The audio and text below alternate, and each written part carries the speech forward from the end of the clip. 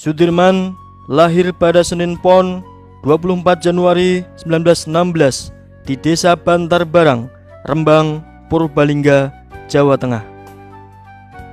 Tahun 1932, Sudirman masuk sekolah Mulo atau setingkat SLTP.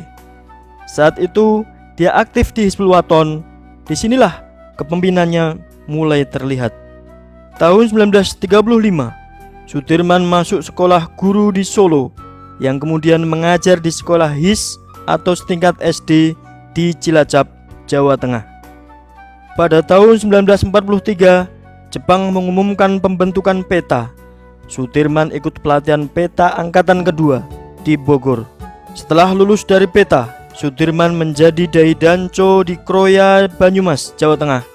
Dari sini, karirnya sebagai prajurit dimulai. Pada tanggal 14 Agustus 1945, Jepang menyerah kepada sekutu sehingga satuan peta dibubarkan dan Sudirman kembali ke daerah.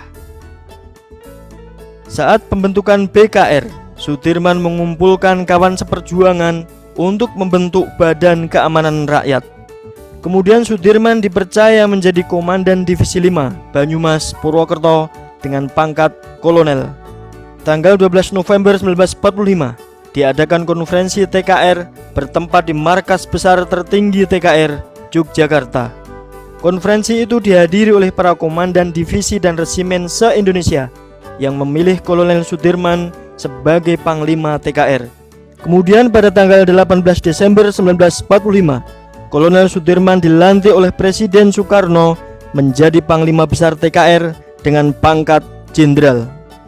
Saat agresi militer kedua tanggal 19 Desember 1948, Jenderal Sudirman menderita sakit paru-paru. Namun, sebagai Panglima Besar, beliau mengabaikan rasa sakitnya.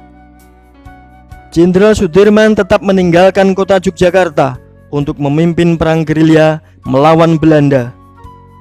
Pada tanggal 15 Desember 1945, Kolonel Sudirman memimpin perjuangan mengusir sekutu dari Magelang ke Ambarawa yang kemudian terkenal dengan Palagan Ambarawa.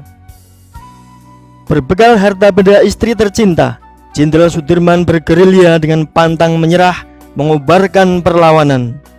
Dengan tetap menjaga wudhu selama bergerilya, Jenderal Sudirman senantiasa memanjatkan doa kepada Tuhan Yang Maha Esa. Beliau selalu mengedepankan kepentingan masyarakat dan bangsa di atas kepentingan pribadinya. Tidak peduli pada keadaan dirinya sendiri demi negara dan membela kepentingan tanah air. Selama bergerilya, Jenderal Sudirman sering berpindah tempat dari satu desa ke desa lainnya dengan berjalan kaki, menaiki dokar, dan tak jarang harus ditandu oleh para pengawalnya karena sakit beliau. Akhirnya Jenderal Sudirman menjadikan desa Sobo di Pacitan, Jawa Timur sebagai markas. Di sana beliau mengatur strategi perang dan selalu memotivasi prajuritnya agar selalu tabah dan pantang menyerah. Akhirnya Belanda meninggalkan ibu kota Yogyakarta dan para pemimpin Republik Indonesia dibebaskan dari tawanan. Tanggal 10 Juli 1949, Jenderal Sudirman kembali ke ibu kota Yogyakarta setelah bergerilya selama 7 bulan.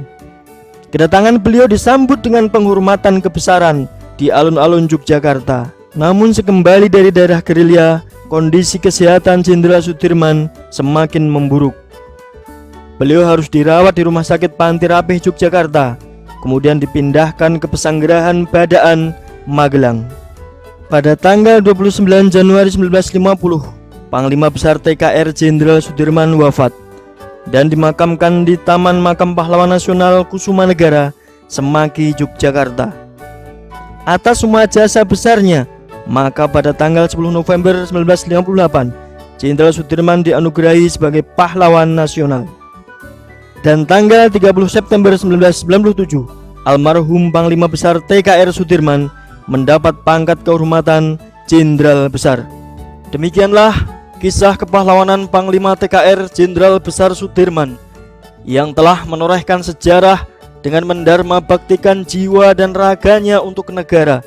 Dengan sifat dan akhlaknya yang terpuji, menjadi suri tauladan yang baik bagi generasi penerus bangsa, khususnya Tentara Nasional Indonesia.